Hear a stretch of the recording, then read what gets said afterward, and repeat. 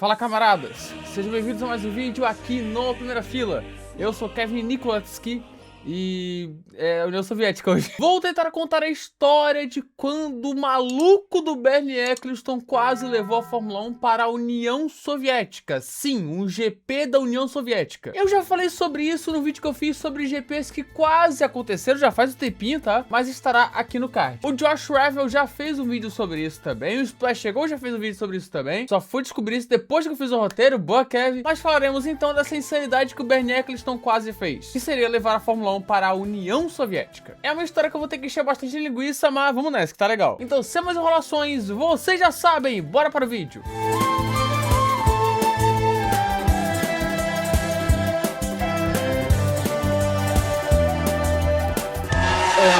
Vamos entender o contexto das corridas lá na Rússia, e também da União Soviética e também do mundo naquele momento. Bem, a gente só foi ter o GP da Rússia na Fórmula 1 em Sochi em 2014, mas ele já tinha sido disputado nos anos 10 do século 20, com duas corridas realizadas em São Petersburgo em 1913 e 1914. A primeira vencida pelo russo Georgy Suvorin e a segunda vencida pelo alemão Willi Scholl. Mas logo depois estourou a Primeira Guerra Mundial e depois a Revolução Russa e depois a Segunda Guerra Mundial, e a corrida não voltou a ser mais disputada. Na real, durante esse período a Rússia deixou de ser a Rússia para se tornar a tal da União Soviética. Liderados por Vladimir Lenin, os bolcheviques derrubaram a monarquia czarista que tinha na Rússia na época e implementaram então a República Socialista Federativa Soviética da Rússia.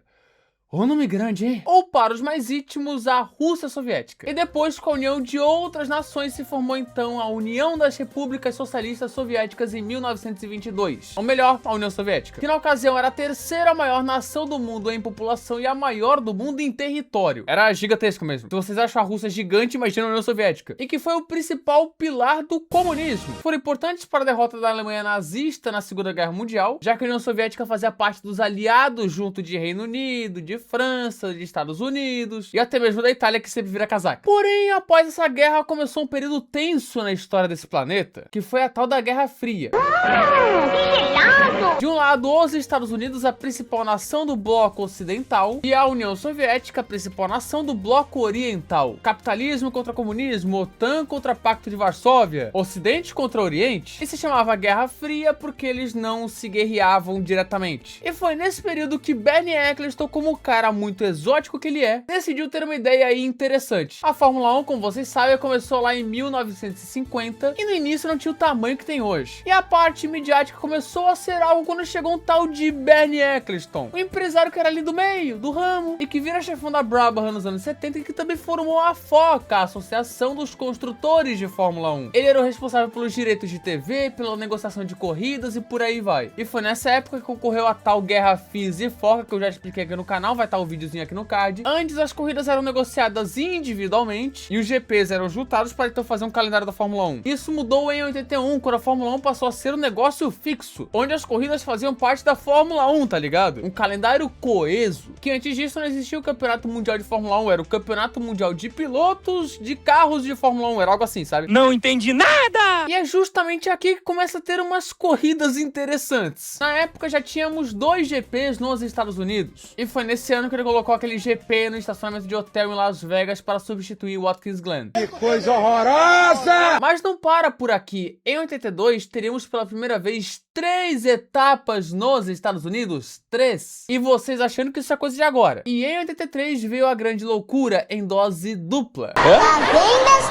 Primeiro, o Bernie Eccleston quase tirou do papel o GP de Nova York, que seria no Queens um traçado de gosto bastante duvidoso, apesar de que me lembra um pouco Albert Park, mas da Shopee. E ao lançar o calendário provisório de 1983, ele teria 18 corridas. Um número surreal para a época. Vale ressaltar, a primeira temporada com 18 corridas só foi acontecer em 2004, mais de 20 anos depois. E lá estavam presentes o GP da Argentina no início do ano, que seria cancelado, o GP de Nova York em setembro, que também seria cancelado, e o GP da União Soviética em agosto. Como é que é o negócio?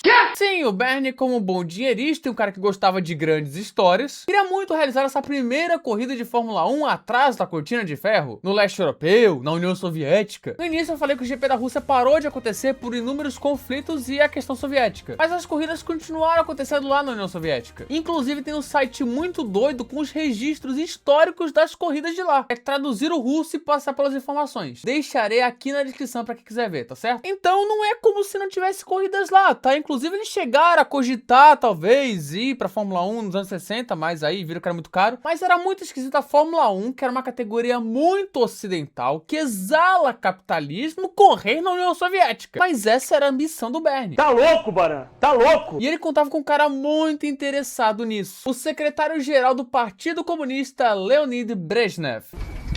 Quem? Um legítimo amante de carros e que era basicamente o presidente do país. Ah, agora eu entendi! O circuito seria de rua e provavelmente muito parecido com isso daí que vocês estão vendo, mas isso não é uma proposta oficial que nem lá do quiz, tá? Isso aqui é só uma especulação, que é um traçado bastante simples até em Moscou. Estava tudo certo para termos a primeira corrida de Fórmula 1 atrás da cortina de ferro. Uma corrida de Fórmula 1 num país comunista, um marco histórico, onde o Bernie tinha mandado até uma baita carta, convencendo a galera de que a Fórmula 1 era importante e tal, falando que era como a Olimpíada, né, que era algo que a União Soviética era muito forte, sempre no topo do quadro de medalhas, falando que nessa corrida tecnológica os Estados Unidos tinham 3 etapas, o Canadá tinha uma, Mônaco era a mais famosa de todas. Vou ler pra vocês, inclusive. Senta que lá vem a história. Prezado senhor, agradecemos a sua gentil receptividade à nossa proposta, referente à possibilidade de organizar um grande prêmio de Fórmula 1 em Moscou. Solicitamos gentilmente a possibilidade de uma reunião em Moscou para que eu possa explicar-lhe todas as vantagens políticas e econômicas que poderiam ser obtidas com uma manifestação desse nível. Na política, o prestígio de um grande prêmio de Fórmula 1 é comparável ao das Olimpíadas. Cada grande prêmio é televisionado e transmitido para aproximadamente 40 países, para 300 milhões de telespectadores ao vivo e para outros 400 milhões em transmissões com atraso ou por outras mídias. Outro grande benefício é que você pode ter o mesmo evento no mesmo lugar todos os anos e, além disso, não precisa lidar com federações estrangeiras de estado, mas com esportistas muito sérios e independentes que pensam apenas no esporte e não se envolvem em política. Todos os países tecnologicamente e economicamente avançados têm um grande prêmio de Fórmula 1. Por exemplo, os Estados Unidos têm 3, 2 dos quais, Long Beach e Detroit, são realizados nas ruas da cidade, devidamente equipadas, assim como Moscou. Um grande prêmio de Fórmula 1 também é realizado nas ruas do Canadá, em Montreal, sem esquecer o mais famoso de todos os grandes prêmios, o realizado em Monte Carlo. Portanto, é bastante surpreendente notar que um país tão grande quanto o seu não tem um grande prêmio de Fórmula 1. Em uma cidade como Moscou, que é tão vasta, seria apropriado ter o principal evento do automobilismo que envolve a mais alta tecnologia usada por grandes fabricantes, como Ferrari, Renault, Alfa Romeo, Talbot, Lotus, etc. Aguardando sua gentil aprovação. Cordialmente, Bernard Eccleston, presidente da Associação de Construtores de Fórmula 1. Bateu uma salva de palma aqui pro profissional.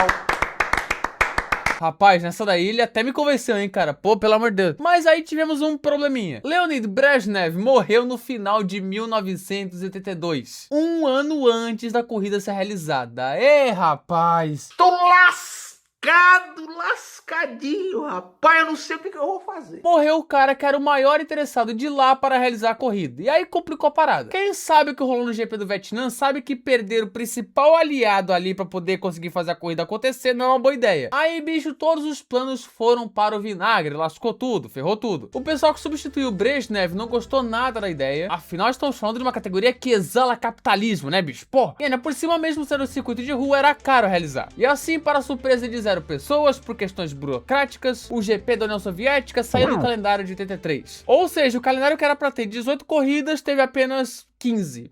Que tristeza, né? E assim não tivemos essa resenha máxima que seria uma corrida de Fórmula 1 na União Soviética. Porém, o Bernie não parou com esse sonho dele, né, de realizar uma corrida no leste europeu, atrás da cortina de ferro, no lado socialista da Europa, e conseguiu finalmente em 86, com o GP da Hungria em Hungaroring, que se mantém até hoje na Fórmula 1, uma pista tradicionalíssima. E sim, a Hungria era um dos membros do Pacto de Varsóvia, portanto do lado socialista. E o GP da Rússia só foi sair do papel e fim em 2014, no Autódromo de Sochi, uma pista bem canalha no Parque Olímpico, após várias tentativas de ter esse GP da Rússia por parte de Vladimir Putin. Em 2023 deveríamos ter o GP da Rússia em Gora Drive, um circuito permanente em São Petersburgo, mas estourou a guerra da Ucrânia em 2022 e a Fórmula 1 de imediato cancelou o contrato com o GP da Rússia, que não voltou mais, né, evidentemente. Inclusive, se você não sabe, o Autódromo de Sochi se chama hoje Sirius Autodrome e o traçado permanente é esse daí, mais curtinho, é esse daí. Mas essa é a história, gente, de quando quando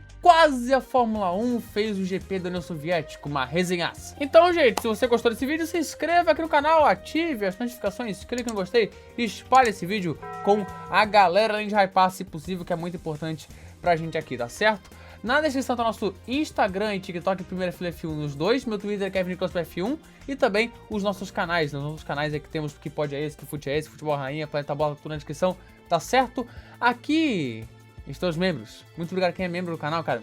Beijo, coração aqui pra todo mundo que é membro. Se quiser virar, tem aqui embaixo, tá, o botãozinho de ser membro. Se quiser virar, show. Se não quiser, beleza, tá? Fique tranquilo. Se não quiser, show, vida que segue. Quem quiser, pô, agradeço demais, porque é algo simbólico e não tem muita coisa, é só pra quem quiser contribuir mesmo, tá? Sugestões aqui nos comentários. E é isso, muito obrigado a quem assistiu o vídeo até aqui. Vão aparecer os canais aqui. Videozola, da Real Playlist, Videozola, né? Acho que eu acertei. É nóis, tamo junto, falou!